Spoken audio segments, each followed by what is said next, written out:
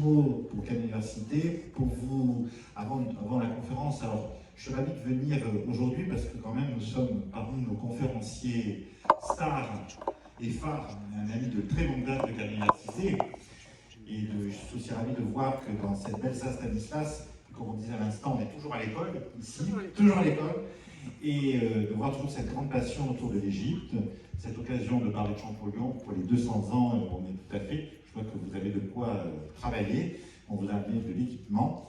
Et juste pour vous souhaiter, dans le nom de l'université, de bonnes fêtes de fin d'année, puisque c'est l'avant-dernière conférence, la dernière, c'est ce vendredi sur la géographie et qui aura lieu à la Saint-Gilles-Belfort. De vous dire qu'on est toujours aussi content de vous voir si nombreux de cette association où nous avons dépassé les 1350 adhérents pour la nouvelle année. Et nous sommes toujours très contents de ce succès et de vous souhaiter d'excellentes fêtes, de profiter de ces vacances scolaires, puisque vous aussi vous avez droit à vos vacances comme les petits, et de vous retrouver très nombreux à partir de janvier, puisque nous reprenons nos conférences de la journée, nos rencontres, nos débats, nos conférences. Vous avez vu ce défilé tout à l'heure, la programmation. Et d'ici là, je vous souhaite en famille de passer d'excellentes fêtes et je souhaite à notre ami François Frédéric de nous faire une magnifique conférence, et je sais qu'elle sera magnifique, et de nous faire rêver sur la mystérieuse Égypte qui, à l'infini, voilà, nous passionne toujours autant. Merci encore, merci à tous, merci à toutes, et merci à toi surtout. Et je te passe la parole. Merci Emmanuel, merci pour ces gentils propos et de m'accueillir ici dans la Cannes Université pour parler d'une passion qui est l'Égypte.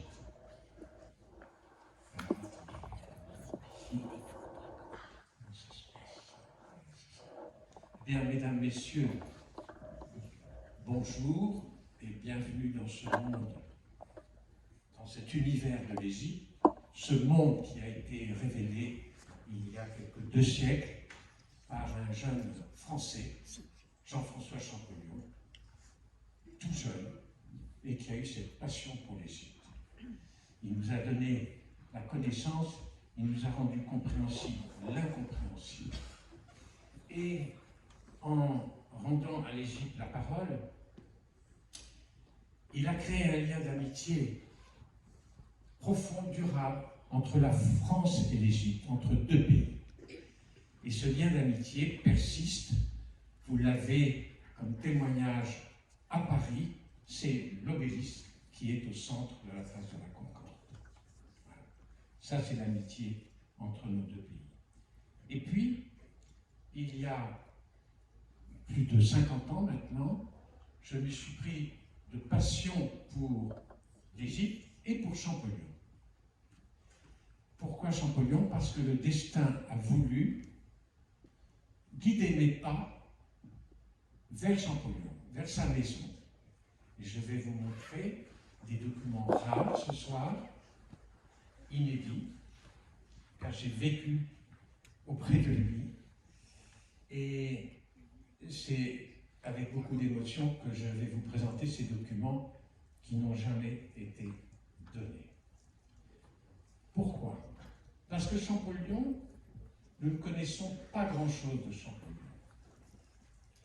Il a tellement écrit, travaillé, que nous n'avons que le quart du 10e de ses connaissances. C'est gigantesque. Et je vais vous montrer ce soir, grâce à des documents, ce qui n'a pas été dit sur Champollion. Champollion a remis en cause, en question, la hiérarchie des civilisations.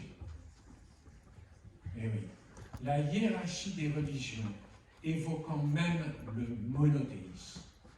Et on n'en parle pas.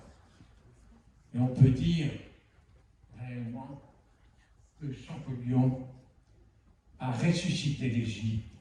Il a ressuscité cette civilisation qui fascine le monde. Fascine le monde depuis des milliers d'années. Le monument a près de 5000 ans. Vous imaginez le regard des peuples de l'Antiquité, de Rome, de la Grèce ou de Mésopotamie venant en Égypte. C'est bouleversant. C'est un choc, la rencontre avec la Grande Pyramide. Un choc immense. 150 mètres de hauteur. On réfléchit sur la technique. 5 millions de tonnes. Des millions de blocs taillés, assemblés pour donner un monument qui est hors norme. Il n'est pas à l'échelle de l'humain, il est à l'échelle du divin. Et c'est ce qu'ont fait les Égyptiens pendant toute leur vie. Le temple d'Abou Simbel, 1000 km plus au sud, temple de Ramsès, ce n'est pas pour mettre des colosses de 20 mètres pour faire peur aux Nubiens, aux Soudanais, c'est parce que le roi, Ramsès, est le fils de la divinité qui est exprimé au centre du temple, donnant à son fils terrestre, le souverain céleste et le souverain terrestre, la mission de veiller sur les hommes aux 4 points du monde, les 4 colosses. C'est Champollion qui va nous amener. Voici un groupe de l'association France-Égypte que j'ai présidé, que j'ai conduit pendant des années, il y a 20 ans. Certains amis sont là, ont fait le voyage avec moi. Nous sommes petits devant les réalisations égyptiennes.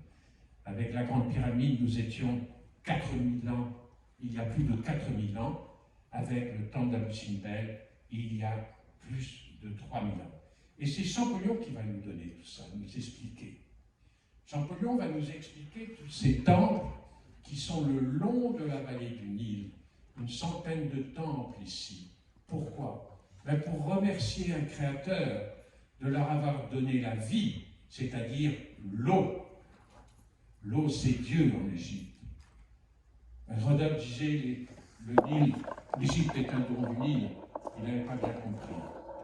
C'est un don de Dieu. Et c'est pour cela qu'ils ont bâti tous les temples le long du Nil, dans le delta, ici, plus au sud, à Abou Simbel. C'est gigantesque. Et on peut comprendre ces constructions et la pensée égyptienne grâce à un homme, Champollion. Champollion, le fondateur d'une nouvelle science, l'égyptologie, le premier égyptologue. J'ai mis 3 dates en bas, 1790, 1832, 1822. Première date, c'est sa naissance à Figeac, dans une petite ville en France. 1832, il décède à Paris. 40 ans de vie et d'intensité de vie. 1822, c'est la découverte, il y a 2 siècles, du sens des hiéroglyphes.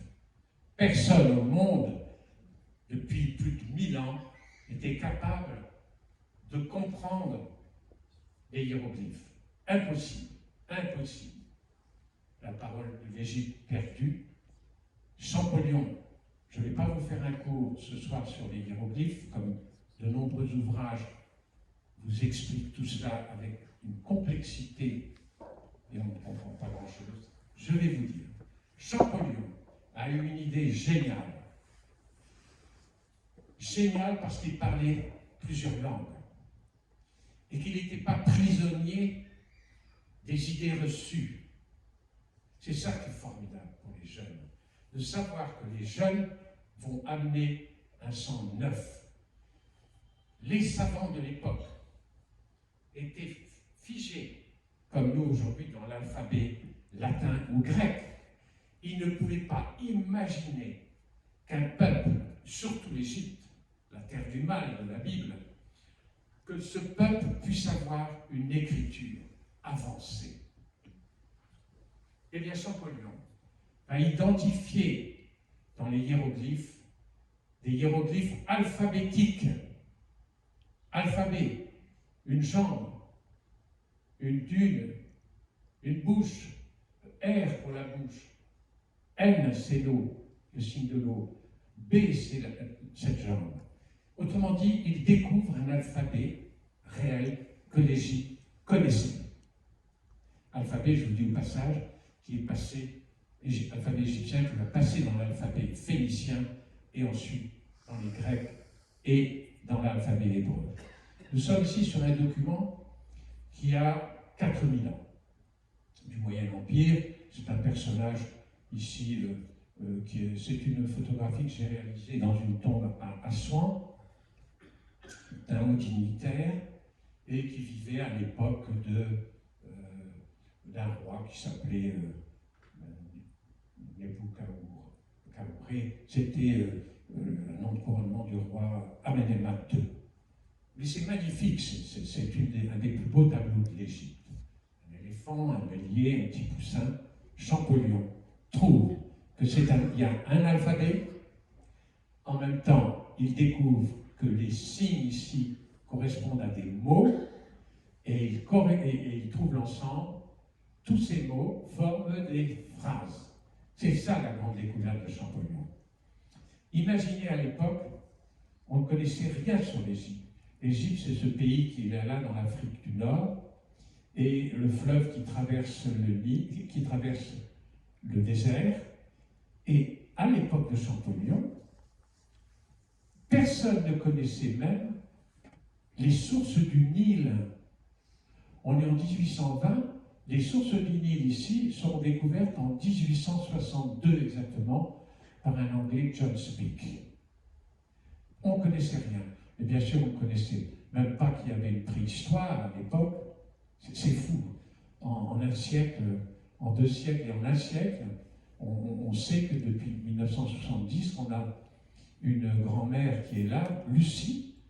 Vous vous rappelez de cette découverte de Coppens avec une équipe internationale pour découvrir nos ancêtres en 1970. Donc, la connaissance, elle n'a pas fini. Nous sommes au début de la connaissance, et c'est Champollion, par sa curiosité, sa ténacité, son savoir, son intelligence, son intuition. J'ai essayé de mettre par l'écrit tout ce qu'un génie pouvait posséder. L'Égypte était fracassée à l'époque, incomprise, impossible à comprendre. Elle était détruite. Et Champollion va rendre à cette terre d'Égypte son histoire. Il va être la lumière qui va éclairer le regard de ce peuple du temps des pyramides. Vous l'avez reconnu, le scribe du Louvre. Ouais. Il donne à ce peuple qui était disparu pendant des siècles, il donne à ce peuple la vie. L'Égypte était engloutie sous un linceul de sable. Vous avez vu le document d'Abou Simbel tout à l'heure, découvert, mais vous le voyez à l'époque de Champollion, totalement ensablé. Et Champollion est rentré avec son équipe, une équipe italienne avec Ippolito Rossellini, pour faire les relevés du temple d'Abou Simbel. Ce document est magnifique, il est signé par David Roberts en 1840, mais ça vous donne l'idée de l'époque du temps de Champollion. On ne comprenait rien de l'Égypte, elle avait disparu. Champollion va rendre la vue et la vie à ce peuple. On ne savait rien. On appelle ce peuple, comme vous allez au Louvre, je suis très très content de cette photographie, parce que j'ai réussi, il y a 40 ans, avec Christiane Desroches-Noblecourt, qui fut mon professeur au Louvre, à réaliser d'un coup de lumière, à mettre en évidence l'œil du scribe. C'est incroyable, la technique qu'utilisaient ces hommes. On les appelle des scribes, il est écrit, voilà, il est en train d'écrire, à chaque fois que vous allez au Louvre, il faut l'admirer, c'est vraiment un sommet de la sculpture mondiale. Mais qu'est-ce qu'il écrit? Ce n'est pas un scribouillard qui fait de l'administration. Non, il écrit les plus belles paroles que l'homme a écrites au 3e millénaire. Si tu es grand après avoir été petit, si tu es riche après avoir été pauvre, sache rester simple. Parvenu au premier rang, n'endure pas ton cœur à cause de ton élévation. Tu n'es devenu que l'intendant des biens de Dieu. la profondeur des textes égyptiens, la valeur humaine, m'a énormément touché lorsque j'ai découvert l'Égypte il y a plus de 40 ans. Et je n'ai eu de cesse que de vouloir promouvoir l'Égypte, la faire connaître ces textes que Champollion nous a permis de comprendre. Et c'est ainsi que j'ai donné une suite au travail de Champollion en publiant les paroles de l'ancienne Égypte et que l'éditeur, mon éditeur préféré, Albin Michel, a donné à ces paroles révélées par Champollion une dimension presque universelle en le publiant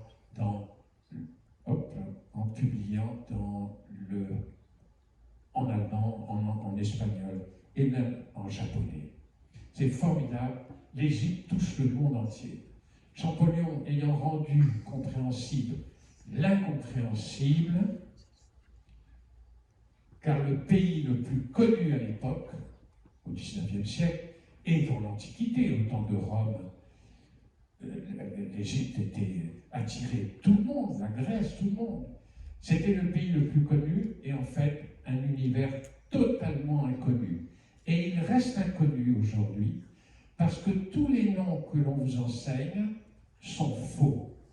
Et c'est Champollion qui va nous les révéler. On enseigne l'égyptologie, l'Égypte, avec des noms qui sont grecs. Pyramide, templos, obéliscos, sarcophagos, sarcophagos signifiant sarcophagos, dévoreur de chair, alors qu'un sarcophage, c'est le possesseur de la vie. Le possesseur de la vie. Et c'est ce temple, le temple templos, ne portait pas ce nom, c'était en hiéroglyphique El-Necher, c'est-à-dire la maison du divin.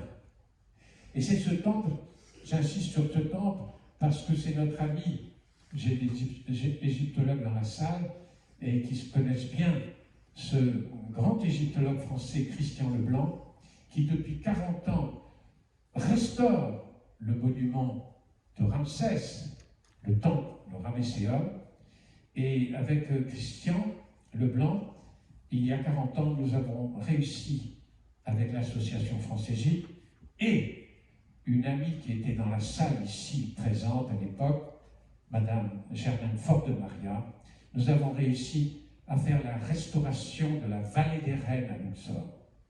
C'est parti de Cannes et d'une mécène. Voilà. Eh bien, Christian cherche actuellement de l'aide pour restaurer son temple du Ramesséum. Si parmi vous, vous avez des amis qui peuvent permettre de continuer l'œuvre de Christian Leblanc pour sauver le temple, Christian vous remerciera et je suis sûr que Ramsès vous fera un signe. Le Ramesséum. Ramesséum, les temples, les noms sont faux, les noms des rois enseignés toujours sont faux, que ce soit Khéops ou Mykérinos, ce sont des mots grecs. Mykérinos, Menkaouré, et ce roi qui est ici représenté dans un cartouche magnifique, regardez la qualité des hiéroglyphes. Le canard mesure 2 cm, mesdames, messieurs. Les incrustations sont de l'ordre de 2 mm. Les pierres, que ce soit le lapis, la turquoise ou la cornaline. Oui, quand les Grecs sont venus en Égypte, ils ont débaptisé l'Égypte. Ils ont traduit l'Égypte avec des mots qui sont faux. La traduction est une trahison. Et ici, vous avez en écriture hiéroglyphique le nom d'un roi qui est enseigné dans vos livres d'histoire, le roi Psousénès, qui vivait en gros vers l'an 1000 avant Jésus-Christ et qui appartenait à la 21e dynastie. Quand vous savez ça, vous êtes des savants. Eh bien non, il n'y a jamais eu de dynastie en Égypte, ça a été créé à l'époque grecque. Le nom de ce roi, c'était pas Psousénès, c'était pas Séba. Ra-en-yu. C'est très beau parce que c'est l'étoile, tu es l'étoile qui se lève sur la ville. Et en plus, l'aimer de... Alors, les livres vont vous dire l'aimer du Dieu Amon. Mais non, c'est faux. L'aimer de Amon, Amen, en écriture hiéroglyphique, un mot que vous connaissez bien tous dans les religions, qui a été repris. L'Égypte est à la source. On a déformé l'Égypte. On a perdu le sens de l'Égypte. On a donné à ce pays le nom actuel en utilisant le nom, l'un des noms du divin. Ce n'est pas un Dieu, c'est la manière d'écrire la manifestation du divin. Champollion avait 16 ans. Il voulait consacrer sa vie à la connaissance de l'antique Égypte. Il a consacré sa vie. C'est le parcours d'un enfant surdoué. Parcours d'un enfant gâté, c'est un film de Belmondo, d'un enfant surdoué ici. Et oui, surdoué, et on aimerait bien étudier son cerveau et peut-être greffer certaines choses de son cerveau à d'autres esprits qui n'ont pas reçu un peu de lumière. C'est hallucinant la vitesse à laquelle il apprenait tout, il retenait tout. Vous verrez des milliers de pages. Et je fais souvent un parallèle entre ce génie français, Champollion, et un autre génie qui nous a, par une formule mathématique, nous a expliqué la structure de l'univers, Einstein.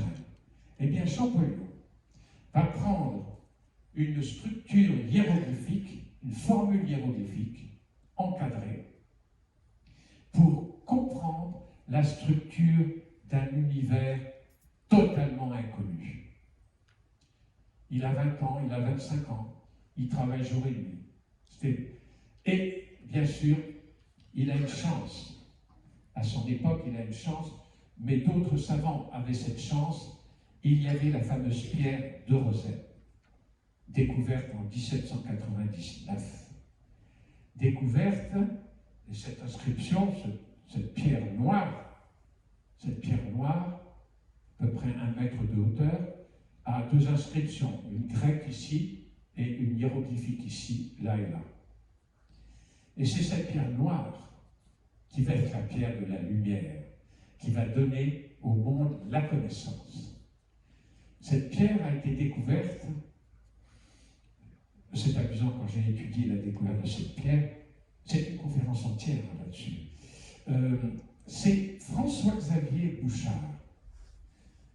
Cet homme, qui était un officier de Bonaparte, un officier brillant, il avait fait Polytechnique, ça venait d'être créé à l'époque, mais il était très érudit, et il a compris, ils étaient en train de construire un fort dans la ville de Rachid, près d'Alexandrie. On a donné le nom de Rosette, on ne pouvait pas garder Rachid, on a mis Rosette.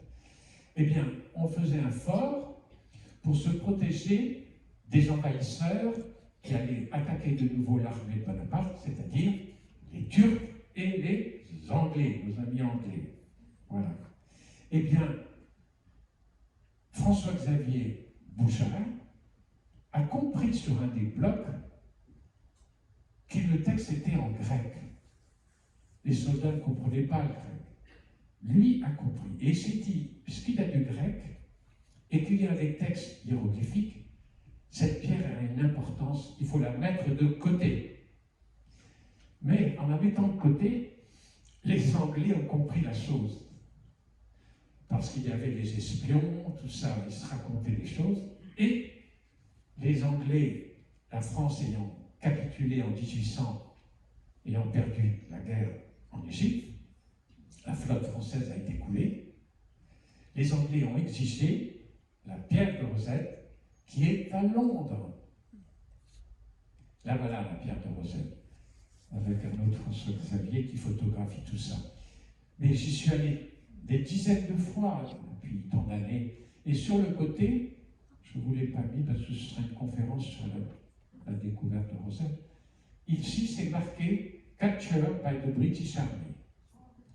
Donc les Anglais ont exigé la pierre à la capitulation. Ils ont laissé à la France les découvertes qui sont aujourd'hui au musée du Louvre. Ils ont exigé cette pierre. Ils savaient que c'était la pierre de la connaissance.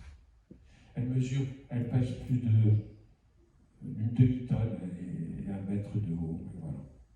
C'est extraordinaire, hein, très émouvant à visiter. Et en la photographiant, ici, là où vous avez le texte hiéroglyphique,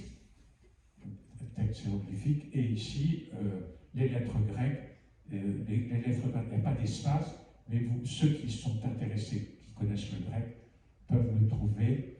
Voilà, le T, le oméga, le lambda, voilà, le pi ici, Ptolémaios, voilà. Le nom de Ptolémaios, de Ptolémée, ce souverain grec qui a pris vous savez que pourquoi le Ptolémée? Parce que c'est Alexandre le Grand qui a laissé l'Égypte à l'un de ses généraux qui s'appelait Ptolémée, et ça a donné la dynastie de Ptolémée à partir de 330. Voilà, donc c'est tout récent. L'histoire de l'Égypte avec les Grecs est très récente. Donc le mot de Ptolémaios que vous avez là, vous l'avez tous remarqué, vous avez fait du latin ou du grec, et Champollion, lui, en prenant la pierre de Rosette, Champollion a bien compris, ainsi que les Anglais, les Suédois, les savants européens, qu'autour de ce cadre, il y avait le nom de Ptolémée.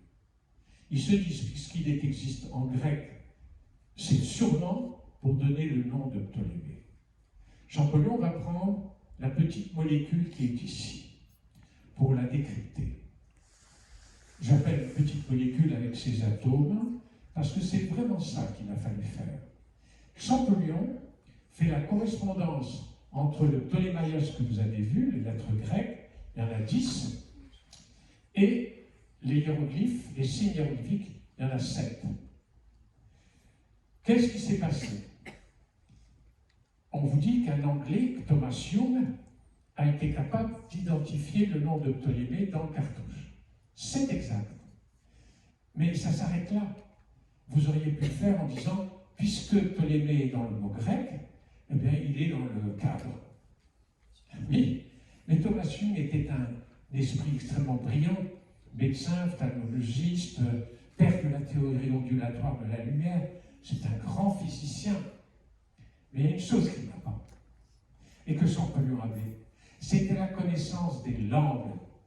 L'arabe, l'hébreu, le syriaque, l'araméen, toutes les langues, il possédait tout ça. Et Champollion a eu cette idée, voilà, là aussi c'est une conférence entière que j'ai pour vous un jour, c'est toute la description des hiéroglyphes, comment il a pu faire, les étapes. Et là, nous sommes dans une conférence globale, voilà.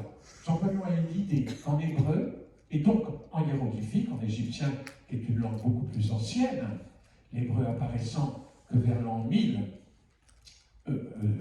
va naître à partir du phénicien, comme le grec d'ailleurs, les Égyptiens ne mettaient pas toutes les voyelles, comme les Hébreux.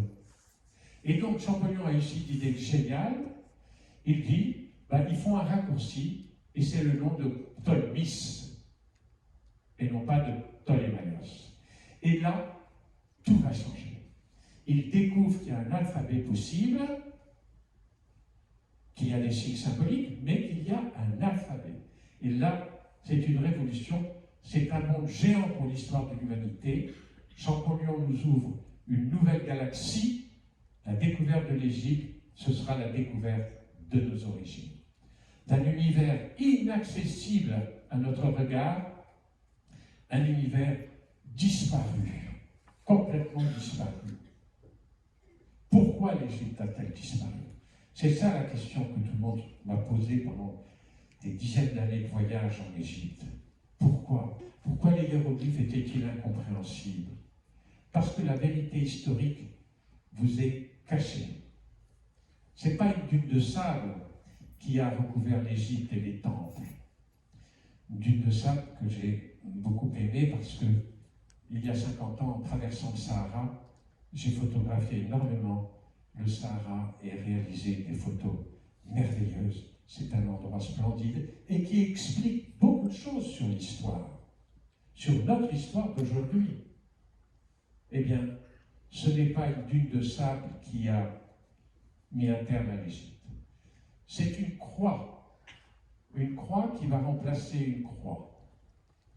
La croix égyptienne que vous avez ici et que certains ont souvent autour du cou ou du poignet, c'est cette croix de vie. Ce signe de la vie est capital pour comprendre la pensée égyptienne.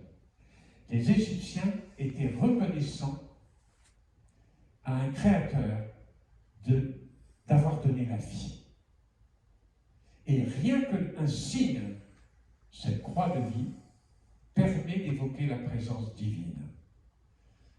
Les chrétiens viennent en Égypte et vont remplacer cette croix par une nouvelle croix. Qui est responsable de cette affaire? Ce n'est pas Constantin. Constantin a prêché la tolérance en 313 par l'édit de Milan.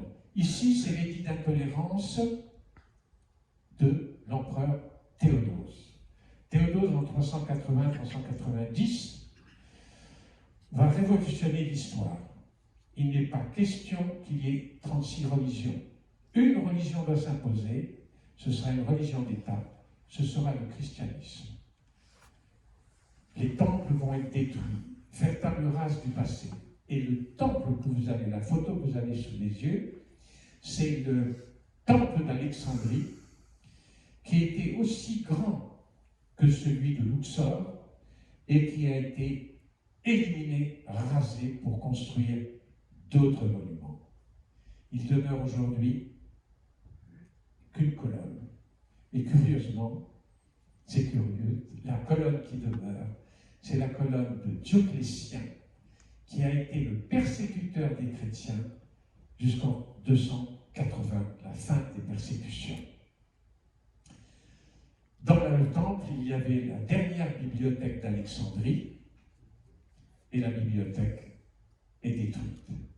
Et là, nous avons perdu la mémoire de l'humanité. On ne comprendra plus rien de l'Égypte. Mais les Égyptiens du Sud, les sudistes, résistent et demandent à l'empereur byzantin qu'un temple soit conservé pour le culte égyptien d'Isis.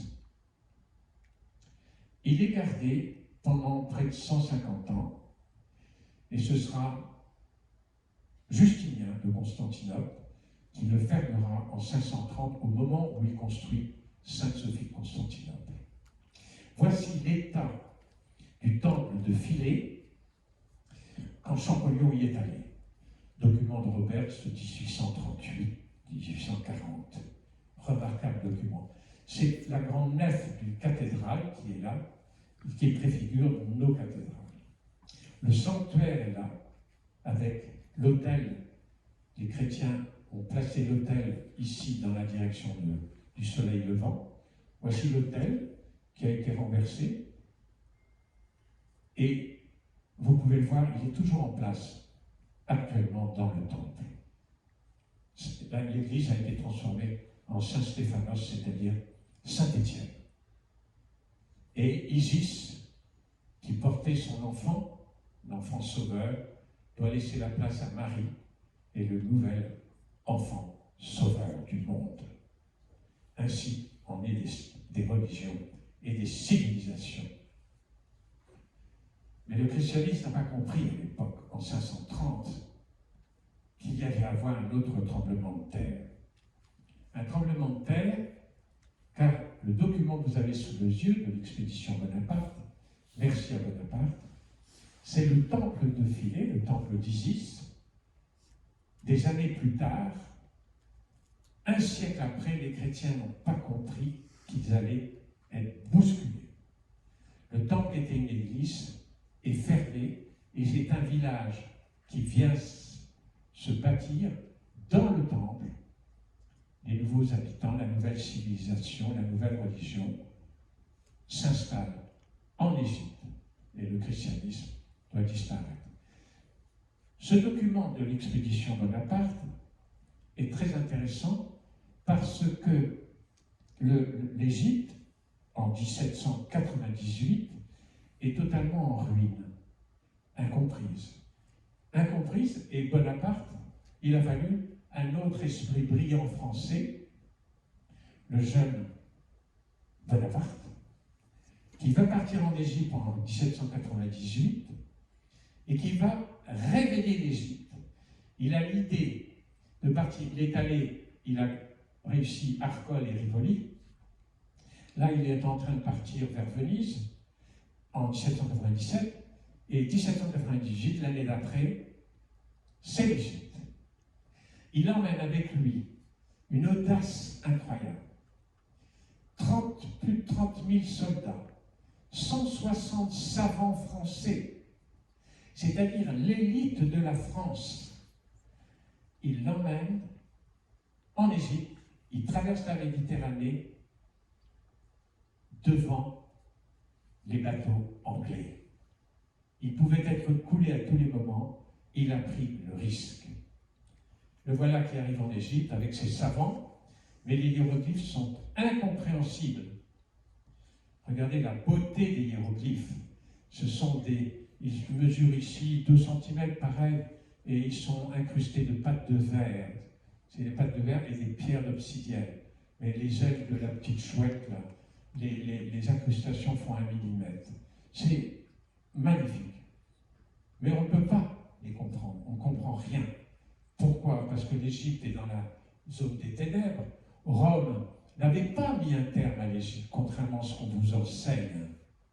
C'est pas Rome. Bon, il y a eu César, Cléopâtre, ils sont venus se servir. L'Égypte était le grenier à blé. Mais c'est pas ça. Le drame est arrivé ici et là. C'est là. Et l'Égypte était perdue. Bonaparte nous a donné des photos de l'époque qui sont très intéressantes. Les gravures de Bonaparte, de l'expédition, c'est une merveille. Et on sait que les temples étaient détruits en 1800 et qu'ils avaient servi, les pierres ont servi pour construire d'autres monuments en Égypte, construire des manufactures, des usines de canne à sucre, d'autres choses. Mais bon, ça, c'est au Moyen-Âge et puis au XVIIe, XVIIIe siècle. Mais en fait, il reste 2 beaux obélisques ici, mais en fait, il y a eu des obélisques qui sont partis à Rome déjà, avec le fils de Constantin, Constance, et puis un autre obélisque qui est parti avec Théodose à Constantinople, à Istanbul. Donc, ils se sont tous servis dans les temples égyptiens pour décorer leur ville ou utiliser pour construire des usines. Voilà. D'ailleurs, ce qui est très intéressant sur le document ici de Bonaparte, c'est que les savants hellénistes distingués, c'était des esprits brillantissimes, ont appelé le temple de Karnak, ils ne l'ont pas appelé un temple, ils l'ont appelé un palais, parce qu'il était impensable de se dire que ces gens-là croyaient dans une divinité, avaient construit une maison du divin, une maison de Dieu aussi immense. Karnak mesure 90 hectares. Vous voulez faire 1 kilomètre sur 1 kilomètre. C'est gigantesque, Luxor. Et le temple de Karnak, c'est toute l'histoire qui est là, toute l'histoire, notre histoire depuis 5000 ans. Les colosses de l'époque sont restés ensablés, incompréhensibles, puisque une nouvelle civilisation est venue, et puis le christianisme a mis un terme, mais le ciel a voulu autrement. Le ciel en a décidé autrement. Un esprit brillant, Jean-François Champollion, va être l'âme qui va ressusciter ces corps ensevelis. C'est lui qui va être l'esprit. Et il va oser renverser les barrières, les cloisons. C'est ça qui est extraordinaire. Il va traverser, il va être la lumière, le faisceau laser qui va traverser tous les écrans. Les écrans religieux, christianisme, la Bible, et la Grèce, pour essayer de mettre en valeur le pays qui est inconnu. Il a percé le mur de l'ignorance, je dis, pour rendre la voie à la connaissance et faire jaillir la lumière de l'Égypte, première grande civilisation du monde. Champollion était comparé par ses amis comme un jeune cheval fougueux. J'ai choisi ce dessin de Champollion pour illustrer son esprit. Il fonce tout le temps, tout le temps. Mais personne ne sait à l'époque quel est le nom de ce roi qui court. Champollion va nous l'identifier. Voilà. Et c'est le nom, il va nous révéler le nom du grand concurrent, du grand roi, Ramsès. Pourquoi? Parce qu'il connaît le copte, l'hébreu bien sûr, mais le copte. Et en copte, le soleil Ra et le signe ici qui est là à 3 branches peut se comprendre à partir du copte. C'est un nom qui évoque la naissance, Miché en copte, en grec. Et Champollion a une intuition.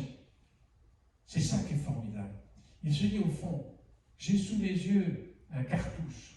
Le cartouche est un mot impropre en plus. Mais il a ce cadre dans lequel il y a la lumière.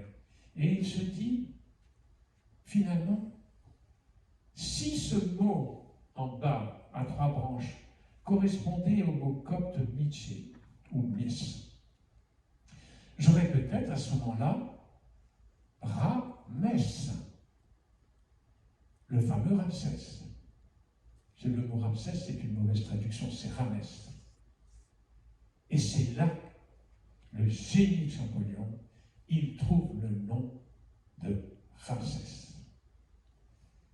Il trouve le nom de Ramsès et il continue, il sait très bien que le mot qui est ici, c'est le mot de Amen, la divinité des Égyptiens et pour le temps de Karnak. L'Égypte est donc ressuscitée par Champollion. Les noms des rois peuvent vivre, les rois, mais aussi les reines. Et c'est un très beau dessin de l'expédition Champollion avec Ippolito Rossellini, un dessin du temple d'Abu Simbel, qui va nous permettre de mieux comprendre la dimension de l'écriture égyptienne. C'est Néfertari, son nom est là, mais elle est l'aimée de Mout. Alors lorsqu'on vous dit ça, ben Mout, c'est une déesse. Ben, ce n'est pas tout à fait ça. Bien sûr, elle correspond à un nom sacré. Mais dans le nom hiéroglyphique, le mot Mout en hiéroglyphique exprime la mère. Le mot Mout. Et Ramsès appelait sa mère Mouti. C'est un nom, quand j'ai découvert l'égyptologie, et c'est un nom qui est utilisé dans la langue allemande. Mouti. Ce mot Mout, ce radical est parti dans l'Europe, dans le monde, comme beaucoup d'autres noms. Mais voyez-vous, dans un document récent que j'ai photographié dans le livre d'histoire de ma petite fille, Camille, eh bien, l'Égypte est complètement, elle n'existe pas. On ne met pas l'Égypte. On va mettre la Mésopotamie, on va mettre, voilà, le mot Mouter est passé en Moser. Non, c'est l'origine.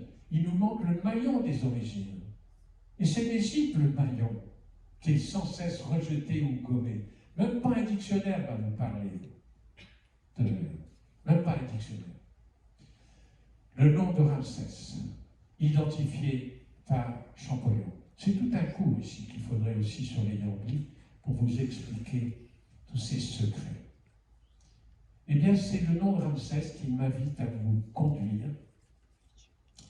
dans la maison même de Champollion. J'ai tenu à vous expliquer un peu le parcours que j'ai eu, étonnant d'ailleurs, mais c'était peut-être inscrit. Voici la maison de Champollion, où il a vécu, la maison de son frère exactement. Son bureau est là-haut, sous le toit, et c'est là que j'ai passé des moments de ma vie. Je suis dans son bureau et dans sa chambre, dans sa bibliothèque. Ce n'est pas sa bibliothèque. Ce sont ses archives personnelles. Ce sont ses lettres, ses écrits personnels, notamment à son frère.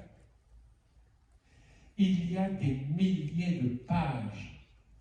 Quand j'ai ouvert, j'ai pénétré dans sa chambre, je ne pouvais pas m'empêcher de penser à Champollion, le voici avec son frère, sa fille, son épouse. en train de travailler avec son grand frère. Le grand frère, on l'a souligné dans les expositions à Paris récemment et ailleurs, son grand frère qui avait 12 ans de plus que lui. Autrement dit, Jean-Joseph, quand il a vu le gamin Jean-François à l'âge de 10 ans en train de tout comprendre, il avait 22 ans. Et donc, il l'a guidé et il l'a protégé. Mais Jacques-Joseph, dit Champollion, Figeac, pour le dissocier de Jean-François Champollion, il a pris le nom de Champollion Figeac, de son village, est un helléniste brillant, comme tous les savants de l'époque. Champollion, lui, il est non seulement, il est le grec et l'hébreu, mais il lit tout. Tout ce qui lui arrive, il veut le lire. Nous voici dans la salle à manger et avec les ancêtres de Champollion. Et dans les archives, je prends quelques ouvrages et vous allez découvrir des choses extraordinaires. Sous mon doigt, les dessins de Champollion. Il est en train de mettre en évidence, mes amis égyptologues, là, Maris, c'est le nom c'est la première fois que je vois mes documents sur un écran. C'est trop petit pour les lire à la maison. C'est le Horemheb. Donc, c'est extraordinaire, les dessins de Champollion. Il écrivait partout, il faisait tout. C'est incroyable. Je me trouve, à un moment donné, en face de son alphabet grec. Il met l'alphabet grec, sigma, etc., pi, oméga, et il met en face l'alphabet égyptien, des hiéroglyphes. C'est pas facile, hein. Et l'autre, sur un autre tableau de Champollion, c'est de sa main d'ailleurs, eh bien, il a l'alphabet latin, et il met non seulement des signes hiéroglyphiques qui sont là, mais des signes démotiques, c'est-à-dire une écriture modifiée du hiéroglyphique. Il n'a peur de rien, il connaît tout. Qu'est-ce que l'émotion que j'ai eue dans la chambre de Champollion et dans son bureau et dans son armoire. J'ai sorti de son armoire, du fond de son armoire, j'ai sorti les dessins de Champollion quand il était adolescent, qu'il avait 15 ans. Pour vous montrer ce que cet enfant était capable de faire. Il avait 12 ou 15 ans. J'ai trouvé les dessins quand il préparait dessins de sa main, vous voyez, par rapport à mon doigt, la taille des dessins, il dessinait tous les hiéroglyphes, tout pour expliquer et construire sa grammaire des hiéroglyphes, la première grammaire du monde. C'est inimaginable. Et puis, je me suis mis au bureau de Champollion. J'ai passé des heures, des nuits là-dessus. C'est incroyable. Voici une montagne de notes. Il y a, je crois, plus de 6000 lettres personnelles et je crois 60 000 documents qui n'ont pas été encore étudiés. Et il est mort à 40 ans. Vous imaginez ce qu'il a fait pendant 20 ans de sa vie. C'est incroyable. Et là, je vais avoir des surprises. Et vous allez en avoir. Je tombe sur un document, tenez-vous bien, on célèbre 1822, et je tombe sur une lettre de 1818 où il parle de Dieu. Il met en face d'un hiéroglyphe le nom de Dieu. J'avoue que j'ai été un peu surpris, estomaqué. Qu'est-ce que c'est? Je dis à Champollion, je lui dis, il faudrait que tu m'en dises plus. Et il me regarde, je dis, qu'est-ce que c'est que celui-là, cet oiseau rare? Eh bien oui, je prends la lettre avec le mot de Dieu qui est ici. Voilà. Pardon. Non, c'est pas ici. Voilà. Champollion. Le voilà, le mot Dieu, en face d'un mot d'un hiéroglyphe que certains connaissent bien, le mot Netcher. Mais alors, ce qui m'a bouleversé en voyant cette lettre, et que je vous ai gardé précieusement, elle n'a jamais été publiée. Hein. Ça dérange. Ça dérange pourquoi? Parce qu'il a pris la grande molécule qui était dans la pierre de Rosette. Je Je vous l'ai montré au départ. Vous avez retenu ce cartouche, cette molécule.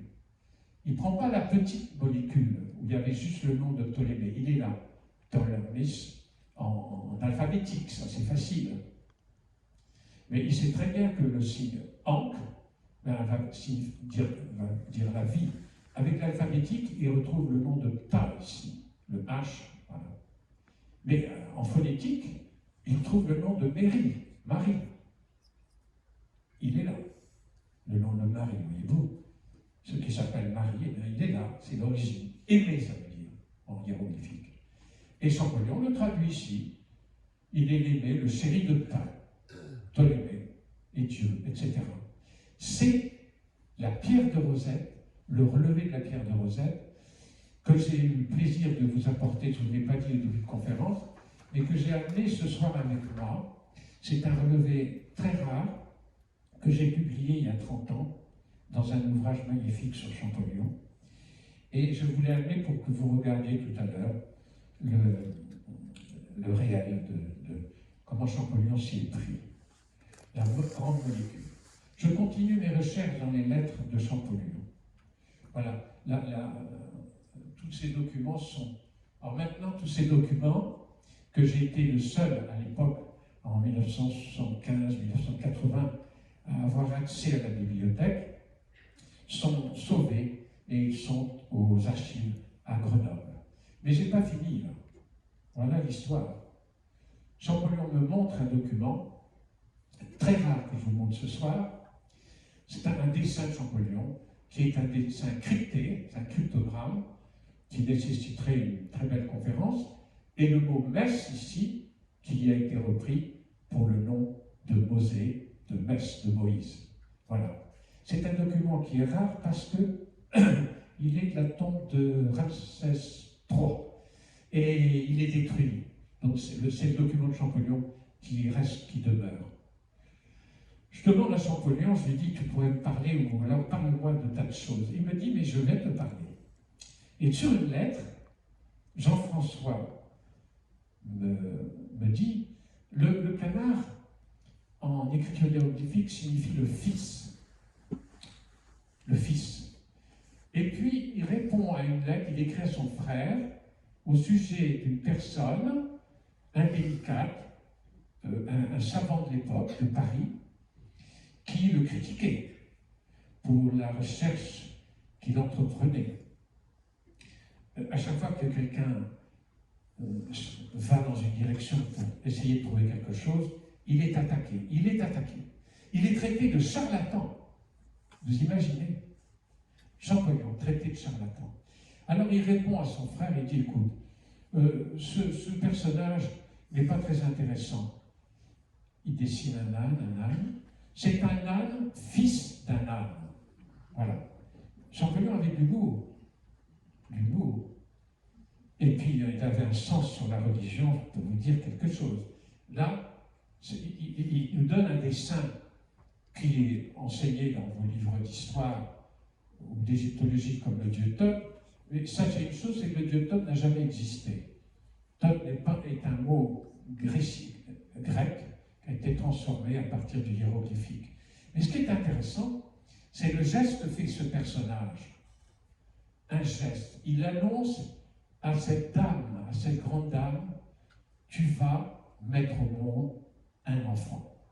Ce sera l'enfant du divin. Je vous renvoie à une certaine annonciation. Il fait le geste. Nous, on ne gardera pas la tête de l'oiseau, on mettra des ailes derrière le personnage. L'Égypte avait tout créé. Des hiéroglyphes, j'en ai vu des lettres et des lettres. Là, c'est le nom d'un roi qui s'appelle Nabomatré, c'est qui premier. Voilà. Et je découvre dans les planches ces oiseaux de toutes les couleurs. C'est une merveille. Ça a été publié en Italie d'abord par Rossellini, qui était un ami de Champollion, un jeune disciple égyptologue, et qui part avec lui pour faire l'expédition d'Égypte. Dans cette expédition, ils ont le souci de donner aux oiseaux des détails. Et c'est ainsi qu'ils ont ils ont été les premiers ornithologues. C'était les spécialistes des animaux. Ils n'adoraient pas des animaux pour des animaux, c'était les spécialistes des animaux. Et ce document des oiseaux, certains d'entre vous ont eu la chance de l'avoir en 90. C'est un des plus beaux ouvrages. Je rends hommage à Robert Laffont, voilà, et à Dominique Lapierre qui m'a présenté à Robert Laffont pour publier cet ouvrage monumental sur les monuments d'Égypte. C'est grâce à Robert Laffont et Dominique Lapierre qui m'avaient entraîné en 90 chez Robert Laffont. Ces documents, certains ont ce coffret, un coffret très rare, et j'ai eu l'honneur, enfin, d'être préfacé par le grand professeur du Collège de France, Jean Yoyov. Voilà. Dans ce coffret, il y a des documents codés, cryptés, qui sont de la tombe de Merenta, le fils de Ramsès II. C'est des documents qui m'ont servi ici également à décoder ces images et à les utiliser pour mon premier livre, la Bible de Pierre, l'alphabet sacré de la Grande Pyramide. Si vous pouvez avoir, si je peux vous donner à ceux qui sont intéressés des copies de ces documents, ce sera avec joie, de manière à ce qu'ils continuent l'étude de l'Égypte et des hiéroglyphes. Tous ces personnages, toutes ces images reflètent le sens du divin des Égyptiens. Et me voici, donc je vous explique pourquoi je suis dans la maison. Je suis entre Jacques Chateauminois et son épouse May, une femme charmante qui m'a accueilli à l'époque. C'est extraordinaire. Et j'ai sorti des armoires tous les documents, encore des documents. Celui-ci, je m'en aperçois sur l'écran ce soir, il n'a jamais été publié. Il faudra que je vous le donne un jour. J'ai des photographies, j'ai des milliers, j'ai 3000, 4000 photographies, puisqu'il y a tellement de documents. On n'aura jamais fini avec Champollion. Donc me voici avec Jacques et May qui m'ont très gentiment invité. Pourquoi? Parce que c'est un homme, je le dis à mes petits-enfants qui sont là ce soir, eh bien c'est mon papa qui était à l'école avec Jacques Chateauminois. Il avait 14 ans, 15 ans. Le voilà, Jacques Chateauminois, et il me dit, écoute, tu t'intéresses à l'Égypte, il faut que tu ailles voir mon copain, il a épousé descendant de Champollion. Et donc, me voilà chez Champollion. Ils étaient tous les deux à l'école en Bretagne, à Saint-Brieuc, au collège Saint-Charles, et moi, je suis allé chez eux, voilà, dans la maison Champollion, avec mon ami du collège Saint-Charles, mon ami Thierry, Enel, avec qui je fais tous mes livres. Je remercie May au passage, je l'embrasse, et Jacques pareil, parce qu'ils ont été exceptionnels pour moi et dans mon travail. Dans mon travail parce que il s'est trouvé que Jacques et May, qui avaient l'âge de mes parents, ils avaient à l'époque, on va dire 70 ans, m'ont accueilli en me disant, mais écoute, c'est formidable, à travers les années, les générations, tu es le fils de François, et nous avons des enfants, mais les enfants ne s'intéressent pas à l'Égypte particulièrement, ni à Champollion. Donc personne n'a mis le nez dans les armoires de Champollion. Alors, sois le bienvenu, et tu vas nous montrer des tas de choses. Donc, ça a été formidable de découvrir les archives de Champollion. Pour la première fois, hein. Voilà. Et mon ami Thierry, avec qui je voyage depuis 70 ans du collège à l'Égypte, et j'écris des livres, a eu la bonne idée de me photographier. Il me photographie, je suis dans le lit de Champollion. Évidemment, jour et nuit, ou la nuit, je n'arrêtais pas de travailler et d'ouvrir les feuilles. Vous voyez, ce sont des feuilles, ce sont les dessins même de Champollion. Et pour la petite histoire, si on a le temps, vous voyez, il y a 4 babouins, 4 singes ici. Les 4 singes, Champollion les a dessinés, et ils décoraient le socle de l'obélisque de Luxor. L'obélisque qui a été offert donc à Champollion et à la France. Et quand l'obélisque arrive à Paris en 1832, le roi de France, Louis-Philippe, dit « c'est pas possible, il n'est pas question d'aller mettre des singes nus place de la Concorde. Je veux bien l'obélisque, mais pas des singes. » Ça a été un gros problème. C'est une histoire, c'est une conférence entière qu'il faut que je vous raconte. Je dis tout en photo. Et donc, on renvoie le bateau qui avait apporté l'obélisque sur les quais de la Seine, et on renvoie le bateau où? Dans la Bretagne. Dans la Bretagne, la côte du Nord, pour aller chercher des blocs, un gros bloc de granit qui va servir à poser l'obélisque place de la Concorde. Et c'est ce qui est fait, et ça prendra du temps. 1832, l'obélisque arrive. 1832, Champollion meurt. Il ne verra pas l'obélisque sur la place de la Concorde. L'obélisque. L'histoire, c'est sans fin. Me voilà donc photographié. Aujourd'hui, c'est un musée. Hein, la maison de Champollion est un musée. Et Thierry a eu cette bonne idée de... mais et Jacques m'ont dit, il n'y a qu'une chambre pour toi à la maison. Ce ne sera pas la chambre d'amis, ce sera la chambre de Champollion. Alors, je peux vous dire que votre ami François-Xavier avait le cerveau un peu en ébullition. C'était un feu d'artifice dans la tête. Feu d'artifice. C'est une photo que j'ai réalisée, feu d'artifice de Cannes. Et donc, je pensais sans arrêt à Champollion, à Jean-François, avec sa petite fille qui est là. Moi, j'imagine ma petite fille. Eh bien, il explique tout, il essaie de tout comprendre. Je trouve sa Bible, mais sa Bible, elle n'est pas en latin, elle est en hébreu. Il lit l'hébreu, il fait les notes, vous voyez, voilà les textes hébreux, il corrige, il met des annotations. C'est incroyable. Puis, il s'intéresse à tout. Ben, la langue chinoise, il y a des idéogrammes, il y a peut-être quelque chose d'intéressant là. Et oui, il y a quelque chose d'intéressant. Il y a un livre sur la langue chinoise comparée avec celle des anciens Égyptiens. Il va s'intéresser à ça. Et puis, le grec. Vous avez un texte grec, mais il est modifié. C'est un texte grec, mais en copte. En fait, c'est le texte grec, mais vous avez quelques lettres, par-ci, par-là. Il y a 7 lettres hiéroglyphiques qui sont ajoutées dans le texte grec. Et c'est ce qui forme le copte.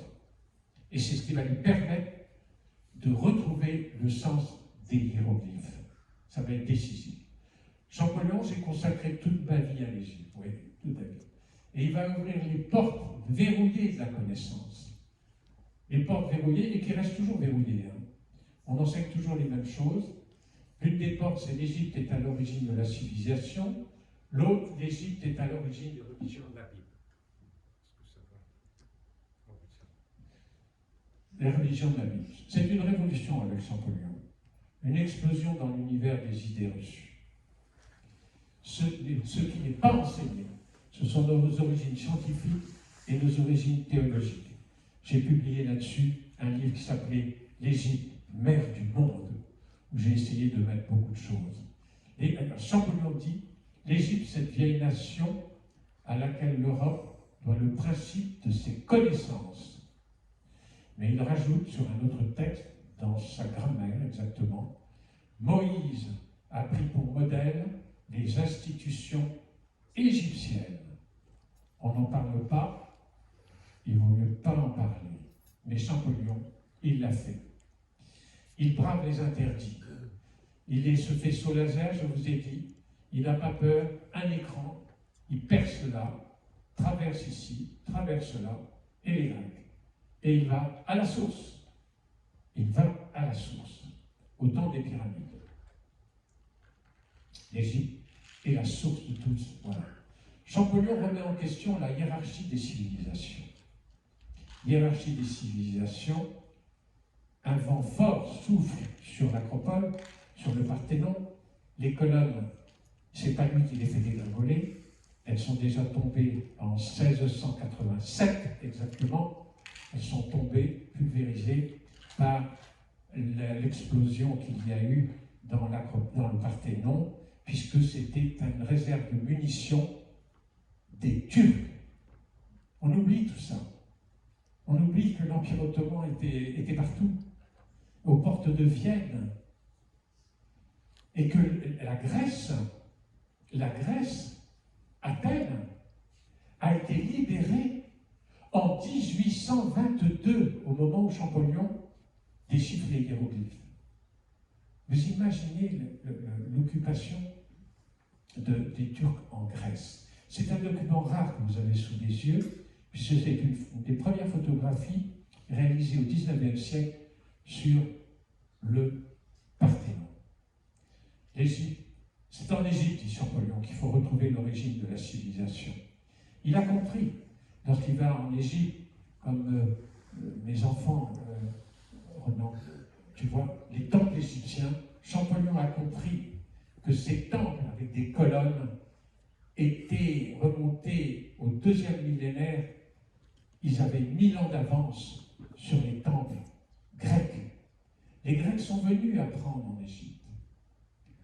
Ils sont venus, et Champollion bouleverse l'ordre établi. Ce n'est plus Athènes ici, et Jérusalem, qui sont les deux pôles du monde. Ils sont venus apprendre ici, apprendre. Et c'est l'Égypte qui a donné. Vous voyez ce visage grec, retrouvé dans l'île de Lélos d'ailleurs. Très beau visage. Impressionnant, il se dit, mais c'est pas vrai. Il va en Égypte, il dit, mais ils avaient tout. Mais oui, c'était le pays des records. Les plus grands monuments du monde, les plus grands architectes. Vous imaginez le regard de Thalès, de Pythagore, d'Hippocrate, quand ils arrivent devant ces pyramides. Le plus grand chantier du monde a été mis en œuvre au 3e millénaire. On parle de la pyramide de Khéops, mais c'est gigantesque. Il n'y a qu'Éphrem ici qui est là, le fils. C'est gigantesque. Alexandre le Grand vient en Égypte. Il découvre l'Égypte. Il sait que l'Égypte est la mère du monde. Que l'Égypte a été la colonne vertébrale, l'axe du monde, Axis Mundi. Quand les Grecs arrivent en Égypte, la pyramide de Saqqara elle a aujourd'hui près de 5000 ans. Et quand Thalès et Pythagore arrivent, la pyramide a plus de 2000 ans. Le regard des Grecs, un escalier vers le ciel. Ils comprennent aussi la symbolique égyptienne qui a été reprise, l'escalier vers le ciel. C'est un thème. Pour relier, je l'ai mis, l'humain au divin. L'homme crée des moyens, des images, une échelle. Eh bien, elle est là. Et quand vous pensez que Djéser à Saqqara a fait construire ce monument par un architecte génial qui sera divinisé, Imhotep, mais que la pyramide est creuse, ce n'est pas une ziggurat comme en Mésopotamie, elle est creuse. Et à l'intérieur, sous le sable, ici, vous avez 1 kilomètre de couloir. C'est incompréhensible la technique qu'il y a dans l'exploit des Égyptiens. Imhotep a fait la pyramide et les Grecs vont apprendre en Égypte que 1000 ans avant leur histoire, plus de 1000 ans avant leur histoire, un certain Taotep, ici, Taotep dans la tombe de Saqqara, eh bien, a tout écrit déjà. L'art n'a pas de limite, aucun artiste ne possède la perfection. Taotep, 2004 avant Jésus-Christ. Apprends auprès de celui qui est ignorant, comme avec le savant. Taotep. Tout cet enseignement, et les Grecs l'ont entendu en Égypte. Ils ont repris, mais beaucoup plus tardivement. Il y a une erreur fondamentale dans l'enseignement de l'histoire. On fait croire que l'histoire de l'Égypte est comme une histoire exotique. Et que les Grecs... Mais non, les Grecs n'avaient pas d'alphabet. Tout ça existait en Égypte. Vous avez l'un des plus anciens livres du monde sous les yeux. c'est le papyrus Pris d'Avel, qui était un type génial, un dessinateur qui était à Luxor en 1840-44. Il a réussi à trouver ce document qui aurait été perdu. Ça, il faut le savoir. On dit qu'on a appris beaucoup de choses en Égypte, mais sachez une chose, il faut rétablir. Si les documents n'avaient pas été sauvés par des archéologues ou des esprits éclairés, ils auraient servi à alimenter des cheminées. Et c'est ainsi que les papyrus ont brûlé. C'est le papyrus Pris-d'Avel qui est à la Bibliothèque nationale. Le plus grand papyrus, le plus ancien, dit-on. Voilà. Ils avaient, ces Égyptiens, inventé une chose extraordinaire, le premier papier, entre guillemets. Et oui, le papier est un support aujourd'hui utilisé par tout le monde, un support végétal. Eh bien, oui, ils ont utilisé une plante pour faire des feuilles, assembler, faire des livres. Et ce qui est extraordinaire, je vais vous parler de la linguistique de l'origine des mots. Eh bien, l'origine des mots, vous en avez un qui est formidable, c'est que les Égyptiens appelaient le papyrus, je ne voulais pas bien en hiéroglyphique, ils l'appelaient papera. Et qu'est-ce que vous avez en anglais? On a gardé presque le mot anglais paper. C'est étonnant tout ce qu'on retrouve dans notre vieille Égypte. Les plus anciens livres de médecine du monde, ils sont en Égypte. Celui-ci, il y a un papyrus à Moscou, mais celui-ci est intéressant. Alors vous voyez, tout ce qui est important en tête de chapitre d'une maladie, d'un traitement, est marqué en rouge. Les choses importantes. Les Romains, quand ils sont arrivés en Égypte, on utilisait la même chose. Le rouge se dit en latin ruber, et ça donnait en français le mot rubrique dans vos journaux. C'est le point important, la tête de chapitre. Eh bien, ce papyrus magnifique, j'ai eu la chance de le voir à New York quand j'étais étudiant, et même après, quand Cyril était étudiant à New York, en chirurgie dentaire. Je suis allé à l'Académie de médecine de New York, sachant qu'ils avaient un document rarissime, et j'ai pu voir le plus ancien document sur la médecine. C'est très émouvant de voyager et surtout de découvrir dans les voyages ce que nous n'avons pas chez nous ou en Égypte. Et ce qui a été sauvé, je dis bien sauvé, parce que là, pourquoi c'était des grands médecins? Ils étudiaient le corps humain, oui, mais non, ils l'étudiaient surtout, ils l'avaient étudié parce que le corps humain est un cadeau du divin. Comment vous l'expliquez? Dans les textes égyptiens, ils disent « Dieu est dans l'homme ». Pourquoi? Parce qu'on a un cœur qui bat, on a des pulsations avec le sang. Ils savaient qu'il y avait quelque chose qui animait le corps humain. Et ils ont étudié, et puis le corps était le support de l'âme. On est en plein dans le christianisme, c'est la même chose, le support de l'âme. Et puis c'était les premiers grands savants des Égyptiens, des mathématiques. Voilà la géométrie, les mathématiques, le papyrus rarissime sur les triangles, sur le cercle, les calculs du cercle et le trapèze. C'est un document qui est à Londres, au British Museum, vers 1600. On imagine le regard de la Grèce, toujours que ce soit Thalès ou Pythagore. J'ai choisi ce visage il y a un visage de Thalès Pythagore au musée Mougin d'art classique. C'est magnifique ce musée, il faut y aller absolument. Et c'est ma petite fille qui a fait, Manon, qui a fait ce portrait. Elle avait 15-16 ans. C'est magnifique. Au musée Mougin, vous avez également un document rare, réalisé par Pris-d'Avel, Émile Pris-d'Avel. C'est le document représentant Isis et Osiris. Alors là, les Grecs ont pris les sciences de l'Égypte, mais ils ont parfaitement compris qu'il y avait aussi la religion.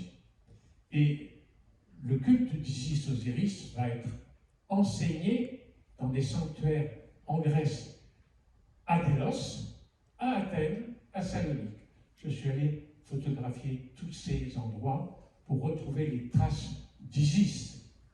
Mais ils le prennent près d'Athènes, à Éleusis, les mystères d'Éleusis qui étaient réservés aux initiés, c'était totalement secret. Et le secret, en fait, c'est l'Égypte. Isis et Osiris ne sont pas des dieux, ce sont des images du divin, d'un couple. On a créé une mythologie stupide et on continue de l'enseigner alors que c'est un cours de théologie. Ce couple qui a donné la vie, eh bien, il vous renvoie à un autre couple que vous devez faire le rapprochement. Cette terre qui est l'Égypte, ici, le corps d'Osiris, elle insuffle la vie, mais en Égypte, c'est la femme qui donne la vie, ce n'est pas Adam qui donne la vie à Ève. Voilà la différence. Tout vient d'Égypte. L'Égypte avait tout pensé des milliers d'années. On peut vraiment se poser des questions des origines avant le temps des pyramides. C'est là le problème. C'est un cours de théologie, l'Égypte. Le nom d'Isis est là, le nom d'Osiris s'attire et par là. Donc les noms qu'on continue à enseigner et les images des dieux et des déesses, eh bien c'est faux. Il faut tout repenser, tout réécrire. Voilà, tout repenser, tout réécrire, parce que Plutarque a écrit au IIe siècle, dans les années vers 150 de notre ère, a raconté des tas d'histoires sur Osiris qui était coupé en rondelles et jeté dans le Nil, etc. C'est une autre dimension qu'une fable. Voilà. Le récit est un récit très fort que j'aurai plaisir également à vous enseigner, à vous donner une fois. Hérodote au 5e siècle, qui a parlé de l'Égypte et de la grande pyramide de Khéops dans des termes qui ne sont pas très élogieux. Jean-François bouscule tout. Il bouscule la Bible, il lit la Bible en hébreu, la voilà, avec le texte hébreu, c'est extraordinaire. Il sait que le Nouveau Testament prend appui sur l'Ancien Testament. Très bien. Parfait. Et là, Champollion va prendre un chemin interdit. Il va traverser cette zone interdite, la Bible en fait, pour essayer de trouver d'autres origines avant la Bible. Et il prononce dans des textes que vous n'en parle pas dans les ouvrages de Champollion. Champollion parle du jugement divin. Autrement dit, la foi des Égyptiens dans le jugement de Dieu. L'Égypte est la source. L'Égypte est la source. Et comme source, je vous l'ai donné plusieurs fois, vous avez l'image à Notre-Dame de Paris, ici, avec l'ange qui va peser avec sa balance, et puis le diable qui va essayer de les récupérer les âmes. Tandis qu'au-dessus, nous avons l'image du Christ ressuscité. L'Égypte avait déjà a créé toute cette histoire. Il l'a créée parce que le défunt est ici sur un papyrus magnifique. Le défunt est présenté devant une image qui représente l'image de la vérité. Voilà, la vérité, l'ordre.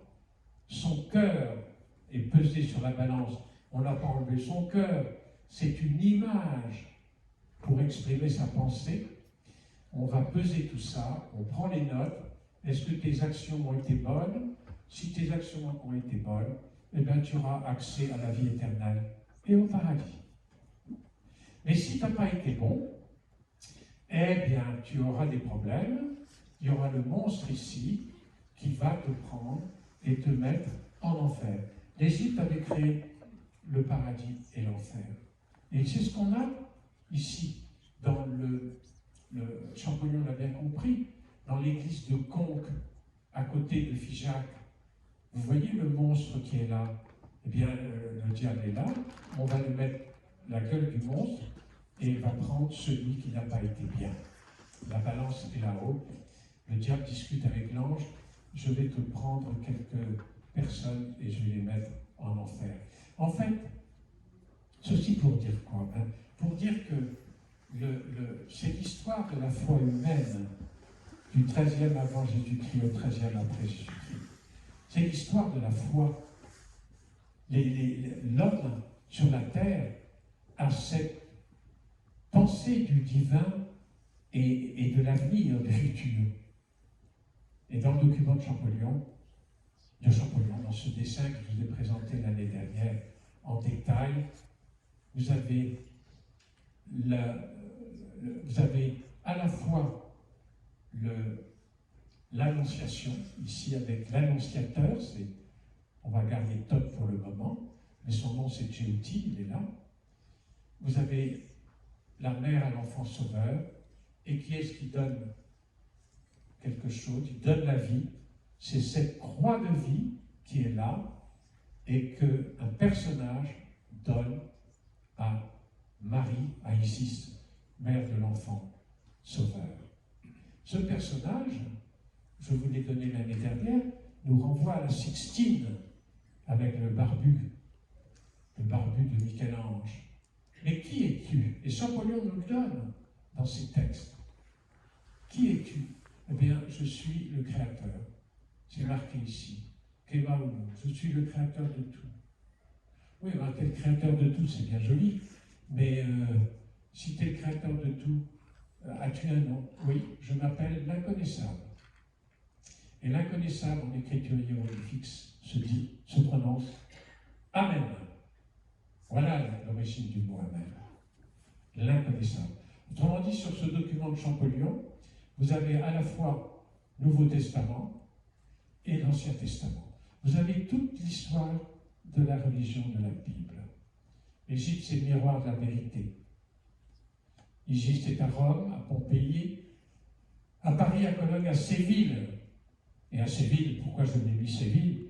Parce que c'est un des grands saints qui s'appelle celui qui est donné par Isis, Isidoron, Saint Isidore. On a gardé les noms et les idées. Et quand Marie vient en Égypte, elle rencontre les premières icônes de la foi. L'évidence est là. La foi dans un enfant Dieu sauveur. Et c'est ce principe, ces idées qui m'ont permis d'écrire avec mon ami Thierry le livre pour Albin Michel, Et si Dieu était né en Égypte. Champollion révolutionne la hiérarchie des religions.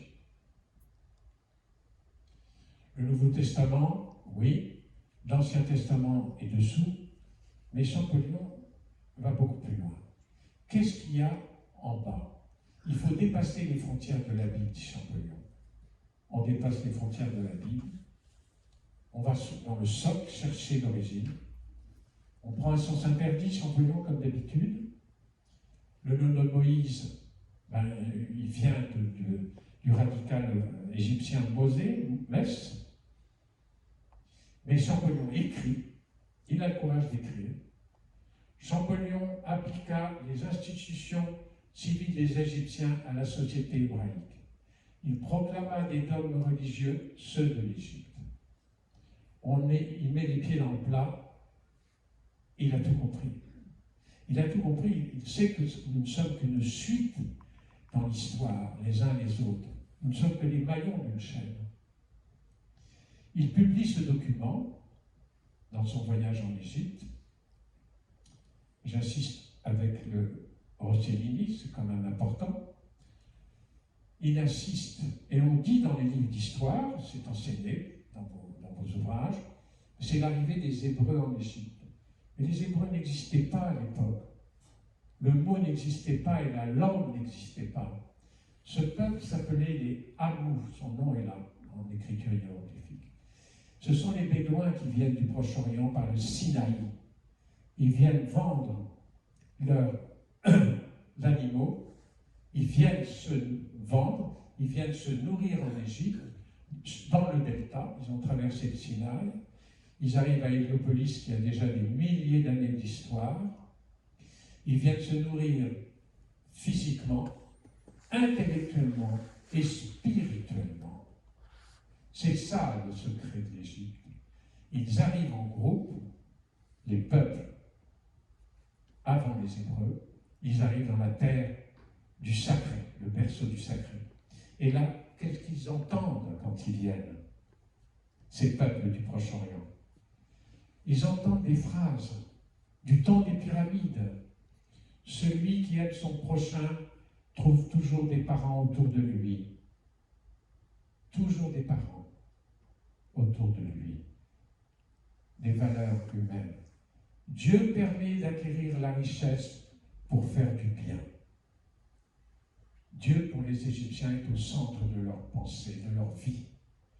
Ils sont conscients qu'il y a eu un créateur à leur donner l'existence. L'existence. Et on continue à enseigner que l'Égypte est idolâtre. On ridiculise l'Égypte, ils adorent les animaux, mais on n'a toujours pas compris qu'ils utilisent les animaux comme emblème parlant pour expliquer la présence du Créateur. Qui es-tu? Tu es la lumière, très bien. Dieu est lumière, on le dit.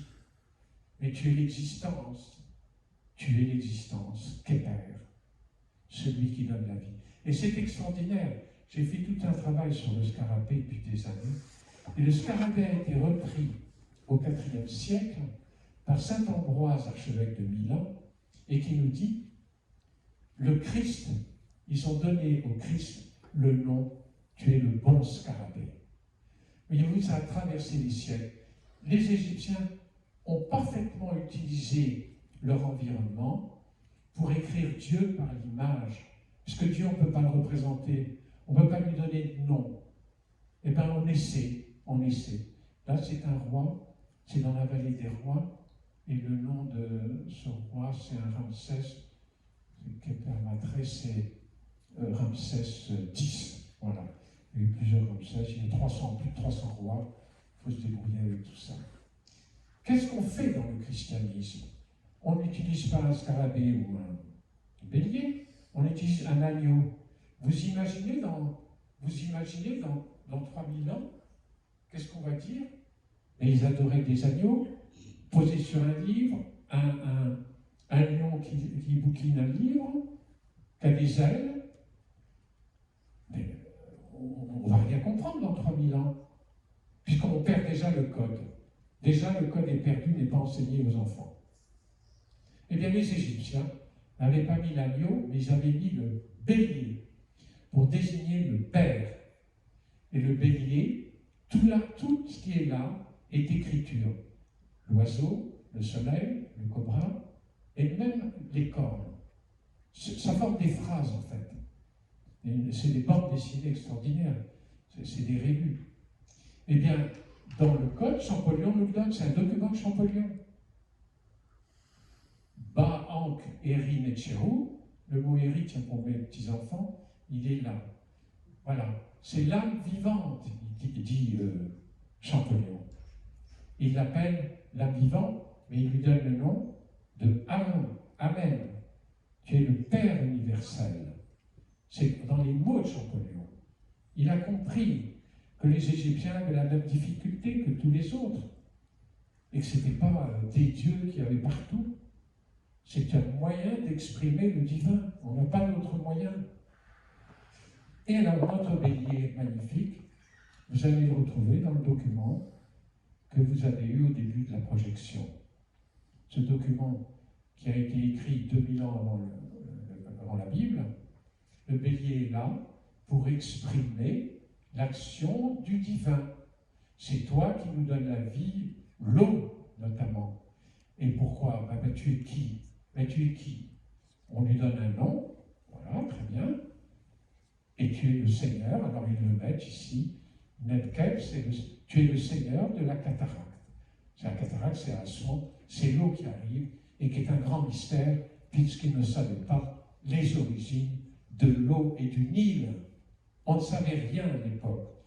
Et dans le tableau qui est amusant et intéressant, très, très beau tableau, dans ce parc, on va dire, avec un oiseau, un lion, un éléphant, eh bien, ils expliquent, c'est le seigneur d'Éléphantine, en fait.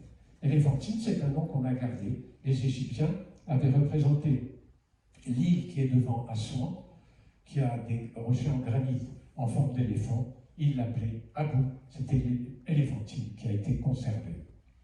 Eh bien, ils ont voulu exprimer dans ce parc qui est sous vos yeux, en fait, toute la création.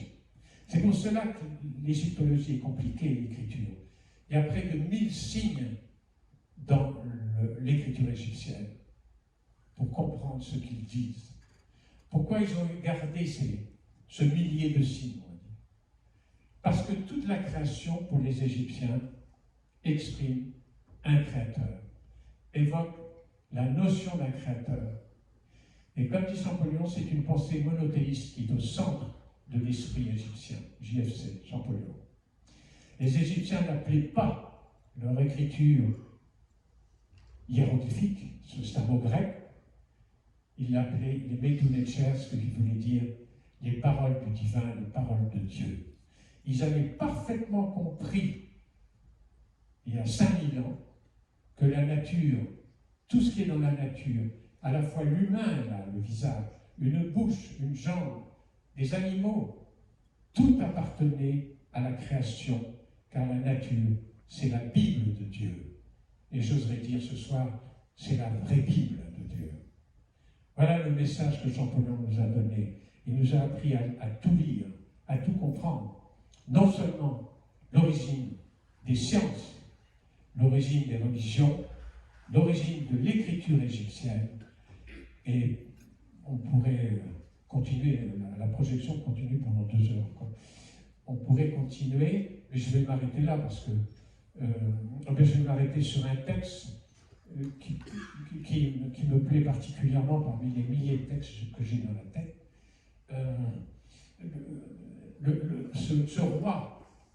Ce roi d'Égypte qui enseigne à son fils, il y a 4000 ans, comme héritage à son fils. C'est un papyrus qui est à Saint-Pétersbourg et à Moscou. On a une autre partie à Moscou. Le papyrus du roi Haïti Méricaré. Il dit, ah oui, par l'amour que tu laisses, fais-toi un monument durable. Le plus beau message. Je vous remercie de votre attention.